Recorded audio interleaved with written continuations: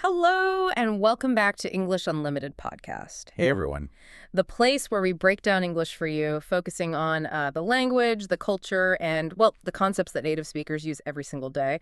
I'm your host, Charlie. And I'm here as well. Good to see everyone joining us for this deep dive. So I want to start today with a problem. A problem that I think pretty much every single person listening, especially, those busy B1 and B2 learners out there who are trying to balance work, family, study, everything. I think you can all relate to this. Okay, I'm listening. It's that low-level, kind of constant grinding feeling that you are just fundamentally behind in life. Ah, yes. The omnipresent, low-grade emotional stress. Yeah. That feeling of always running, but never arriving. I know it very well. Exactly. You should spend 30 minutes practicing your English shadowing every day, right?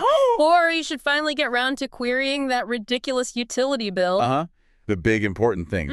But somehow those vital long-term goals just get pushed aside. They're constantly replaced by tasks that feel more urgent or maybe just easier. Right. So you end up procrastinating on the essential stuff. Totally. You feel like you're constantly running to catch up, yet you never quite make it. It's the sheer weight of what we call life admin, just crushing your dreams of English fluency. That is the perfect way to frame the struggle. It really is. It feels like that sometimes. And that's precisely why we compiled these sources today. We were doing a deep dive into this fascinating intersection of, well, high-level productivity jargon and crucial B1, B2 vocabulary. Okay. We're linking time management strategies directly to consistent language mastery. So what's the big mission then? Are we finally learning how to stop the clock? I wish. No, but we're going to unlock the surprising secret to sustained effort. We'll look at powerful concepts like the 80-20 rule, which is really the key to knowing where to put your energy. Okay, the 80-20 rule, I've heard of that. We're also going to break down why, culturally, British people view lateness not just as inconvenient, but as a really serious sign of disrespect. Ooh, that's a big cultural point. It is. And we'll define some highly modern vocabulary like the toxic habit of doom scrolling that is stealing all your productive time. Doom scrolling. A subject I know far too much about. I feel personally attacked already by the source material. Well, get ready. And speaking of things that attack our focus and surprisingly our bank accounts, we found a really interesting fact in the sources about money and the frustrations of what we call life admin.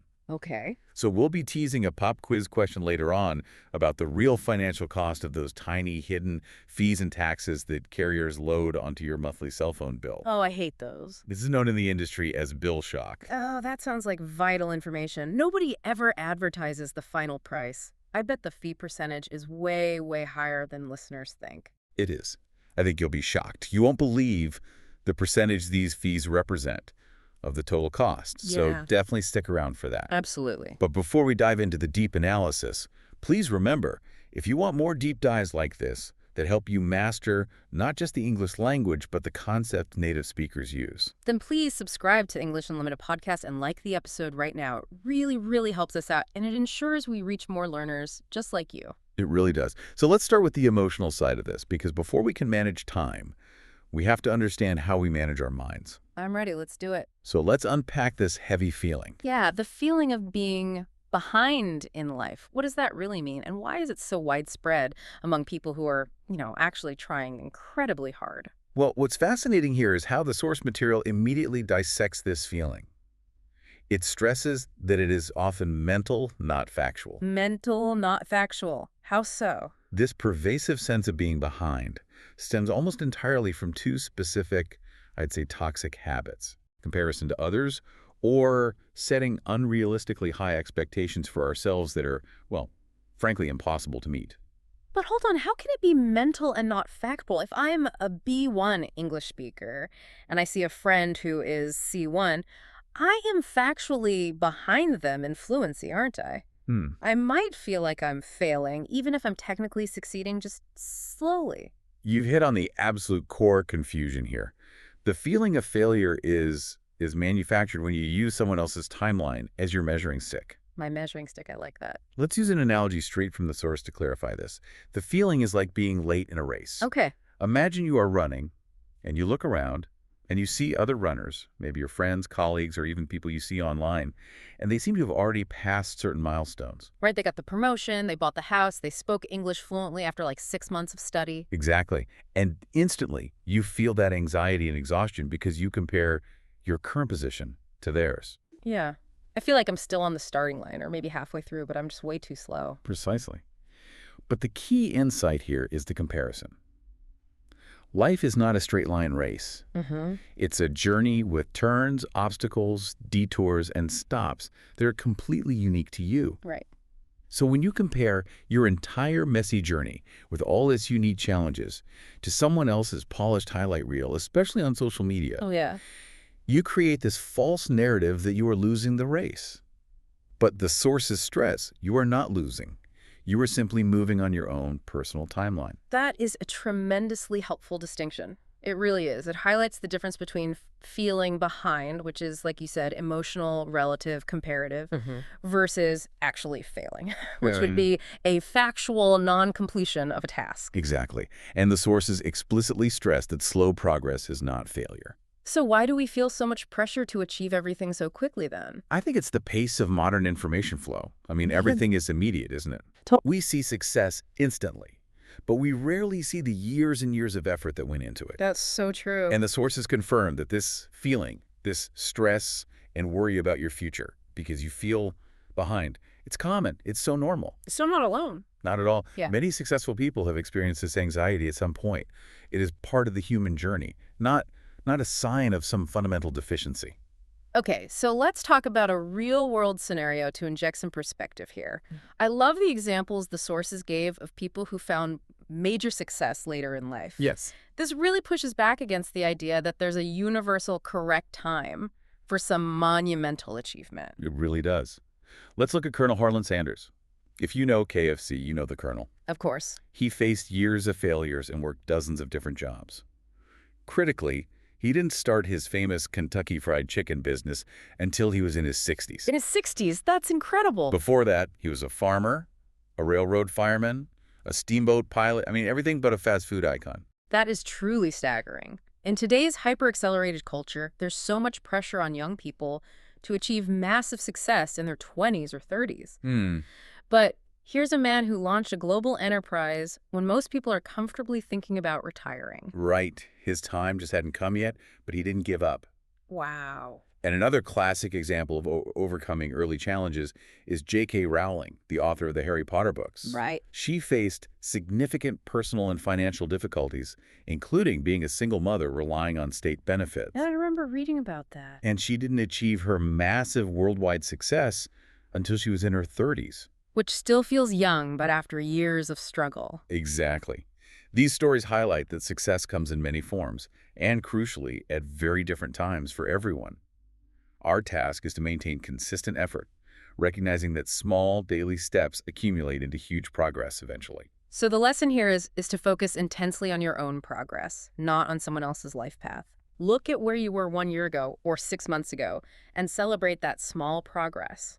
Even if it's just learning a few new English words or managing to tackle a tiny bit of life admin. Absolutely. Every single step matters, no matter how small. Okay. Now let's tackle the emotional barriers that prevent that small, consistent progress.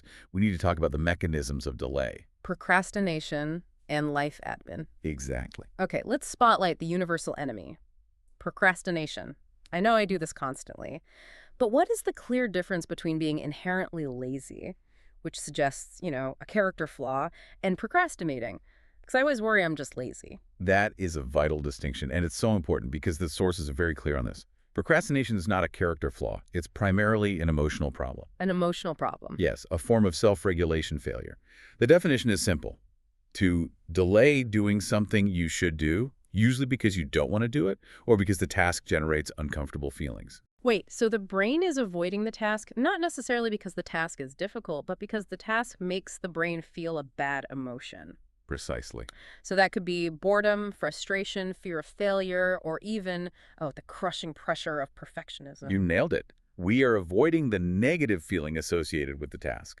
So if writing an essay makes you anxious about the quality, your brain says, Hey, let's go clean the closet instead. That feels safe and gives immediate satisfaction. exactly, you are avoiding the bad feeling by doing something easier and less threatening. That makes so much sense. I'm not lazy. I'm just incredibly emotionally sensitive to my to-do list. Huh. That's one way to put it. Let's hear some examples, running from formal to funny to really cement the usage. Certainly. Here are 5 distinct uses. Number 1, formal. The team's chronic procrastination on submitting the financial proposal led to significant delays in the merger negotiations, costing the company time and money. Classic corporate speak. Number 2, casual. I really needed to study for my driving test, but I spent the entire afternoon procrastinating by just watching old cooking videos on YouTube. I've done that exact thing. We all have. Yeah. Number 3, funny weird. My neighbor is a true master of procrastination. He waits until his grass is so tall that he has to buy specialized jungle equipment just to start cutting it. Okay, that's impressive. Number 4, historical. Historians often point out that certain governments, faced with complex national crises, tend to procrastinate taking necessary action until the situation becomes completely unmanageable. Right, kicking the can down the road. And finally, number 5, philosophical. Some psychologists argue that deep-seated human procrastination is actually a philosophical resistance to the linear march of time and an unconscious avoidance of commitment. Whoa, that one is deep. It sounds like I'm procrastinating on facing my own mortality by doing my dishes instead of starting that huge English project. That's the spirit. Now, let's try an extended scenario role play. You are the admin avoider trying to face a big, vital task, and I will be your inner monologue, the part of your brain avoiding the huge task by offering distractions. Okay, I'm staring at my desk. Right, I really need to write that complex email to the university admissions office. It's important, it's due, and it needs to be perfectly worded. Whispering, that email is massive. It involves researching details, finding documents, formatting. That's too much effort. You'll probably mess up the tone and sound rude anyway.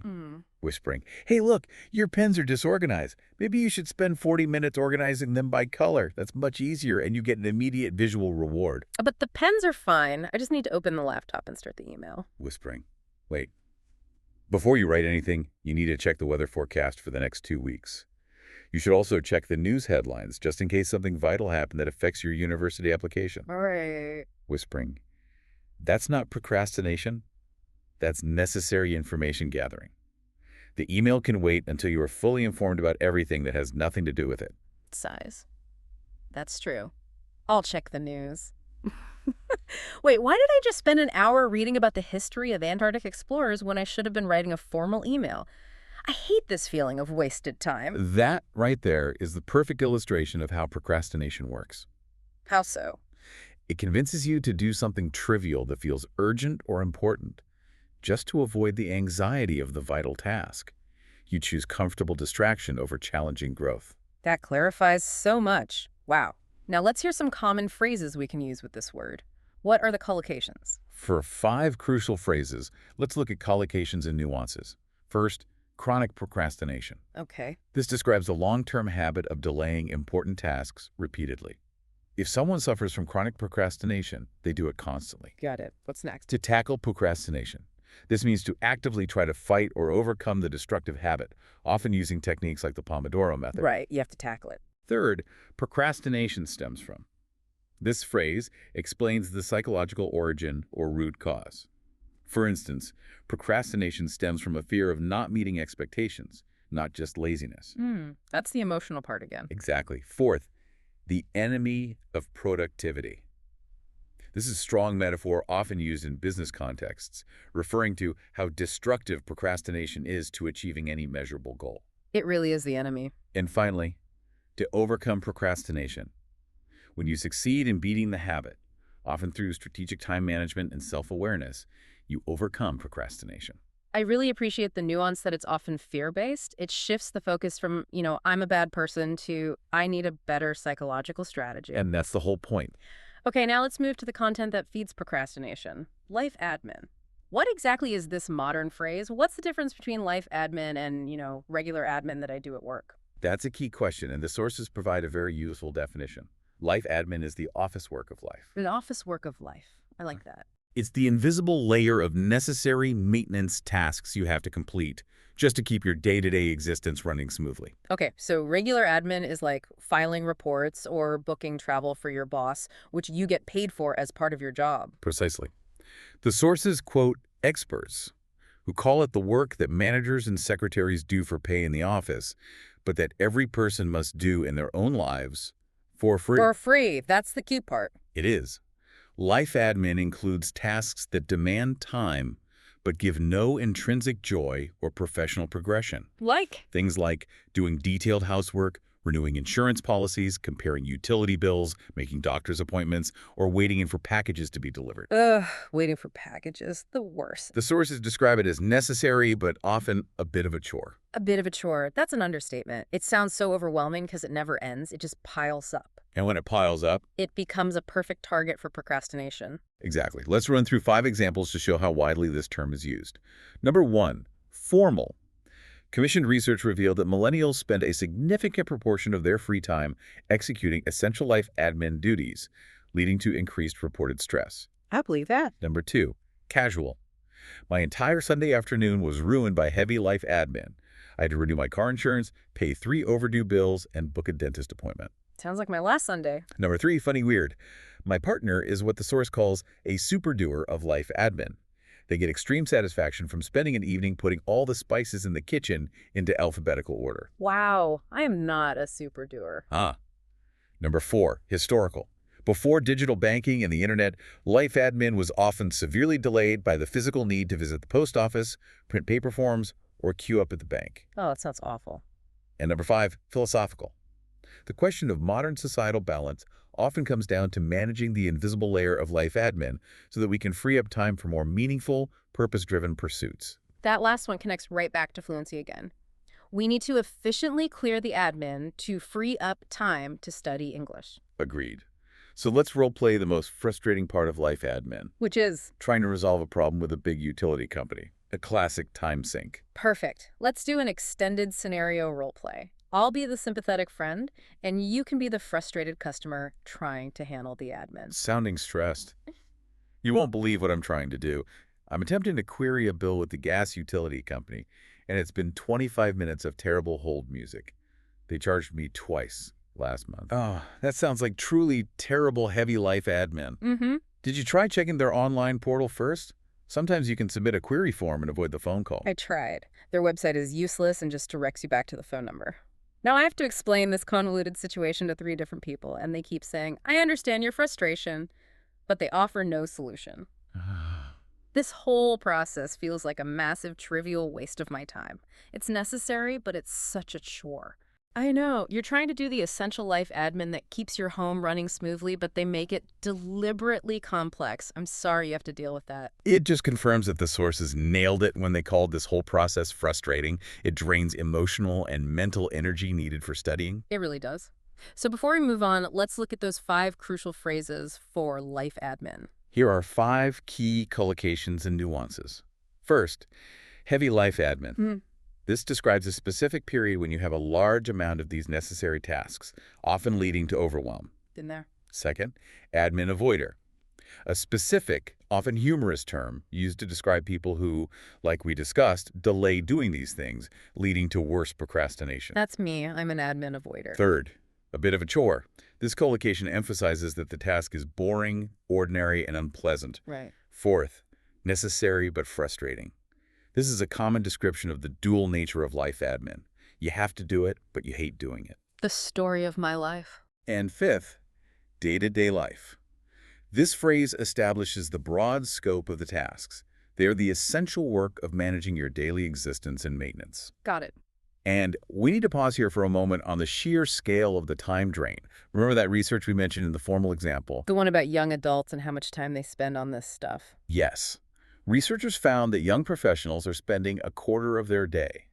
A quarter. A quarter. That is approximately 6 hours every day doing life admin tasks. 6 hours a day on things that don't advance their careers or personal goals like language learning. That's right. This covers things like doctor's appointments, running errands, waiting for packages, and household chores. Wow. That's a quarter of their waking time being poured into the admin layer of life. That's a huge time sink that desperately needs to be addressed with efficiency. Absolutely. And that's why we need part two, how to stop wasting that time on the trivial many and focus instead on the right things. Okay, if we're spending a quarter of our day on admin, we need a strategic superpower to identify the truly important stuff. This brings us to the 80-20 rule, also known as the Pareto principle. Yes, this is one of the most powerful and I think counterintuitive time management tools available. Okay. And it is perfect for intermediate learners because it forces you to prioritize your effort in every domain, including vocabulary study. So what's the core idea? The core idea is simple. Roughly 80% of your total results or outcomes come from only 20% of your effort or inputs. Okay, wait, say that again. 80% of results from 20% of effort. Exactly. So in English learning, if you try to learn 100 grammar rules, only about 20 of those rules will be responsible for 80% of your communicant to success. Wow, so I should focus relentlessly on that vital 20%. Precisely. That 80% of positive results comes from what the sources call the vital 20%, the few essential inputs that drive progress. And the other 80% of my effort.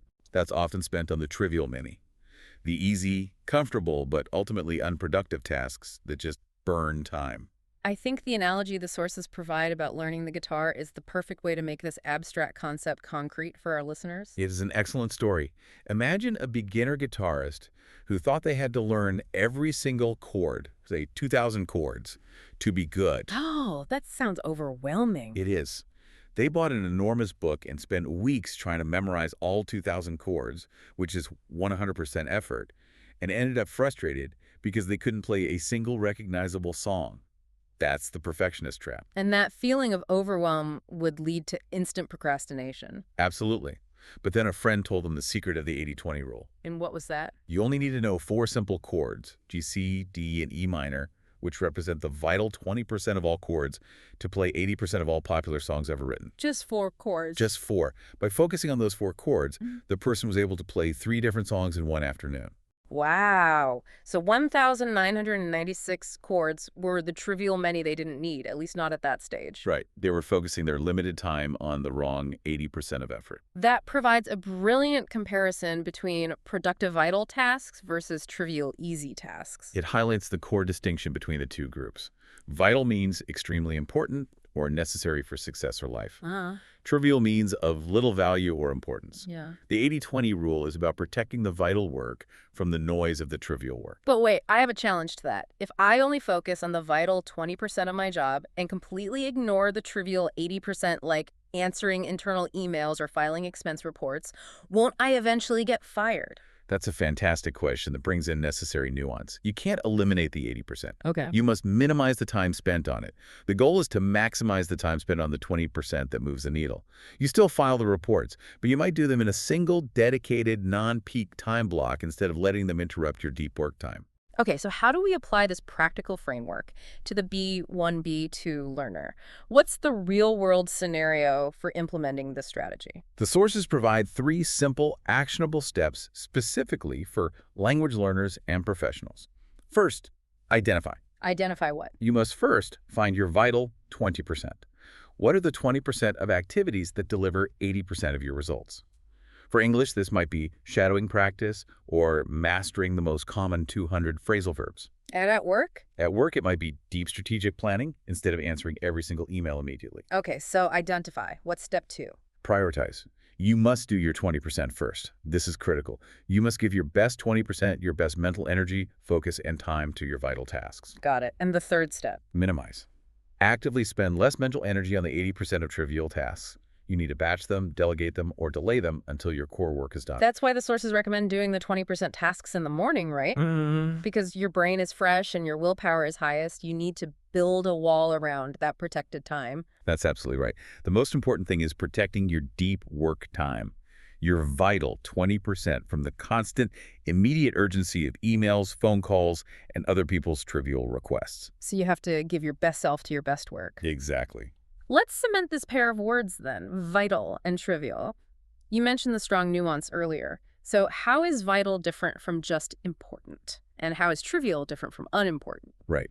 Vital carries a much stronger sense of necessity. It almost implies life or death consequence, or at least success or failure consequence. That's a very strong word. It is. The definition of vital is extremely important or necessary for life or success. It is absolutely Oh, big essential. deal. Trivial means of little value or importance. It suggests something small, petty, or irrelevant, a detail that is barely worth mentioning. So finishing your homework might be important, but the act of breathing is vital. Excellent comparison. And an unimportant detail might still be worth recording, but a trivial detail is not even worth discussing. Perfect. Let's go through 5 examples of this critical pair. Number 1, formal. The prosecution presented a vital piece of evidence that decisively proved the defendant's innocence, completely changing the course of the trial. Right, a game changer. Number 2, casual. My roommate made a trivial complaint about the temperature of the apartment, even though the heating was working perfectly and everyone else was comfortable. Sounds like my old roommate. Huh. Number 3, funny weird. The motivational speaker insisted there were only 3 vital steps to guaranteed happiness: coffee, naps, and ignoring every single incoming message. I can get behind that philosophy. Number 4, historical. Scientists spent years searching for the vital truth behind the structure of DNA, believing it was the essential key to understanding biological life. Mm. And number 5, philosophical. We must constantly ensure we don't spend our limited time and attention on trivial pursuits, but rather focus intensely on the things that give our life purpose. That last one really connects to our discussion about life admin versus fluency study. We need to be ruthless about what we label trivial. We absolutely do. Now let's try an extended scenario role play. Okay. You are describing your terribly inefficient to-do list strategy, and I am your 80-20 coach trying to redirect your focus. Okay, coach. I had a huge day of productivity planned. I started by spending 30 minutes cleaning my desk, alphabetizing all the labels and making sure my cables were tied up. Then I spent 20 minutes sharpening my pencils and organizing my notes. After that, I checked my email. Wait. Stop right there. Which of those tasks was the vital task? Was it cleaning your desk, organizing your pencils, or starting your English presentation for the big client meeting tomorrow? Well, the presentation was the vital task, but it felt huge and scary. Ah, Cleaning the desk felt easy, and I got that immediate, satisfying, done it pleasure. I feel like I'm accomplishing things. that's classic procrastination disguised as planning. Yeah. You are actively doing the trivial tasks, the cleaning and the sharpening, to generate a false sense of accomplishment, simply to avoid the anxiety and hard work of the vital work. So I'm protecting the trivial work. Exactly. Time management is about protecting the vital work from the noise of the trivial work. You need to stop protecting the trivial work. I see it clearly now. I need to treat the presentation like the vital task it is and schedule it for my absolute peak time, maybe first thing tomorrow morning, before I allow myself to check any email. That's exactly the strategy. Now let's solidify the usage with 5 key phrases related to importance and unimportance. Number 1, vital information. This is essential data that is required before a critical decision can be made. Right. 2, vital role. An essential function that a person or component performs within a larger system. 3, trivial matter. Something so unimportant it should be dismissed quickly and not worried about. Got it. 4, trivial details. Small facts that do not affect the overall quality or outcome of a project. And finally, 5, feeling vital trivial. The emotional nuance here is important. A learner might feel that focusing on advanced grammar is vital, but perfecting their accent on every single word is trivial at the B1 stage. That's a great example. And this concept leads us directly to the action word required to apply the 80-20 rule, to prioritize. Okay. To prioritize. Prioritize. It's a huge word for an intermediate learner, but the concept is essential for professional fluency. What is the simplest, most fundamental definition? The simple definition is to put first. To put first, okay. It means to deliberately decide what is most important to your long-term goals and then deal with it before anything else. So it's the mechanism we use to fight the trivial many from dominating our schedule. It's the opposite of letting urgent but unimportant things control our day. Precisely. Let's run through 5 context examples. 1, formal. Due to budget cuts and resource limitations, the manager was reluctantly forced to prioritize restructuring the sales department over investing in new software this quarter. That tough choice. 2, casual. I realized I was exhausted all the time, so I made a conscious effort to prioritize getting 8 hours of sleep every night. A very wise priority. 3, funny weird. When faced with a mountain of work and a new video game, my colleague decided to prioritize leveling up their character over meeting any other deadlines. I think we've all been there. 4, historical. During the military campaign, the general had to prioritize the defense of the fortress and securing the supply routes over launching a risky counterattack. Strategic thinking. And 5, philosophical. True happiness requires a clear understanding of our values, leading us to prioritize meaningful relationships over the endless accumulation of material goods. This is such a high-utility word. You hear it everywhere in business, planning, and self-help. Let's see it in action. Okay, let's do an extended scenario role play in a very stressful business context, where a project manager is trying to deal with a disastrous project review. Okay, let's do it. I'm Celia, the project manager facing a crisis. We have 3 major issues. We are behind schedule. The client is now asking for massive new features outside the original contract, and we have a bitter cost dispute with the subcontractor. Which issue do we prioritize first? Okay, well, the client is shouting loudest about the cost dispute, so that feels urgent. It does. But if we don't address the new features, what we call scope creep, the whole project will fundamentally fail to deliver. We must prioritize tackling the scope creep and stabilizing the requirements immediately. The vital task is project integrity. You're absolutely right. The cost negotiation is important, but it's secondary. We can delay talking to the finance team until this afternoon, but we must prioritize stabilizing the project requirements right now. We need clear priorities before we send a single new task to the development team. That roleplay perfectly shows that prioritizing isn't just about what's loud or urgent. It's about what is strategically vital to the long-term goal. Exactly. And that connects to 5 crucial phrases and the nuance of productivity. Lay them on me. 1, prioritize tasks. The basic action of organizing your to-do list by importance. 2, prioritize goals. Deciding which long-term aims are most essential to achieve first. 3, clear priorities. Having a well-defined, easily communicated understanding of what matters most. 4, shifting priorities. When the needs of the project or environment change, forcing you to rearrange what comes first. That happens a lot. It does. And finally, number 5, context switching. This is the nuance the source explicitly warns about. Moving between different unrelated types of tasks like answering email, then coding, then planning, is labeled as the enemy of productivity. Good prioritizing minimizes this switching. Right. So by protecting our 20% time and choosing our priorities, we avoid that costly context switching that just destroys focus. You got it. Now let's look at 2 specific jargon terms for achieving that laser focus. Okay, I've had this name. It sounds quite exotic, but I know it's a famous focus method. Tell us more about the Pomodoro technique and why it works so well against procrastination. Right. The source defines it as a focus method that uses timed intervals. Timed intervals. Typically 25 minutes of concentrated, intense work, followed by a short 5-minute break. So it's a systematic way to force yourself to focus and to prevent the burnout that comes from long study sessions. Exactly. The key is the structure. And the analogy comes from its history. It was invented by an Italian university student in the 1980s who needed a way to combat distraction. The only timer he had in the kitchen was shaped like a tomato, which is pomodoro in Italian. So the name is just a fun historical detail. It has nothing to do with Italian cuisine. None whatsoever. And the practical use is this. It helps you overcome being overwhelmed or facing severe procrastination by making tasks manageable. How so? Instead of saying, I have to study English for 2 hours, which is, anxiety-inducing, Yeah. you say, I will just do one 25-minute Pomodoro session. Right. It's much easier to commit to 25 minutes than 2 hours. It makes it laughably small. Precisely. It forces you to start, which is often the hardest part, right? It creates that essential momentum we need. Now, this one is a bit unpleasant. Eating the frog. Is this an actual English idiom, and what does it mean for my to-do list? It is an established time management idiom, frequently used in professional settings. The definition is doing the most difficult, biggest, or scariest task first thing in the morning. But why a frog? Why not a massive snake or a difficult goat?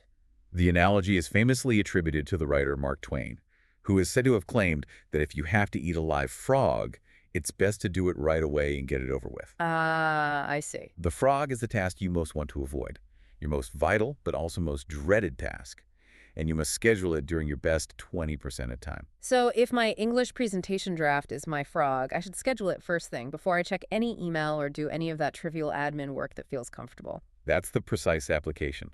It ensures your highest value work is done when your energy is highest. And critically, it prevents the entire day from being psychologically poisoned by the anxiety of putting off the dreaded task. Right. Once the frog is eaten, the rest of your day feels easy. That is brilliant. Now, let's talk about the number one weapon used by procrastination against our focus. This is the newest vocabulary term in our set, and it perfectly describes modern distraction. What does doom scrolling mean, and why is it so lethal to our ability to prioritize? Right. Doom scrolling is a very modern term that entered wide usage during the pandemic. Mm. And the sources define it as endlessly viewing bad or depressing news or mindlessly consuming social media on your phone. Mindlessly, that's the key word. It is. And it's toxic because the smartphone is specifically engineered to steal your attention. And attention is the most vital resource you have. I admit I do this late at night when I should be winding down. You just keep consuming more and more negative information or just endless, pointless short videos, and you feel worse afterward. It's an engineered cycle. The source confirms the smartphone is the #1 source of distraction created by engineers whose only job is to maximize your time on the app. So they want you to stay on there. They give you a tiny addictive hit of the chemical dopamine every time that little red notification bubble pops up or your pocket buzzes. That's terrifying. We are literally being chemically manipulated by devices we pay for. It is designed to be addictive, and that instant distraction destroys your focus on the vital tasks. Let's do 5 examples for doom scrolling. Okay. 1. Formal.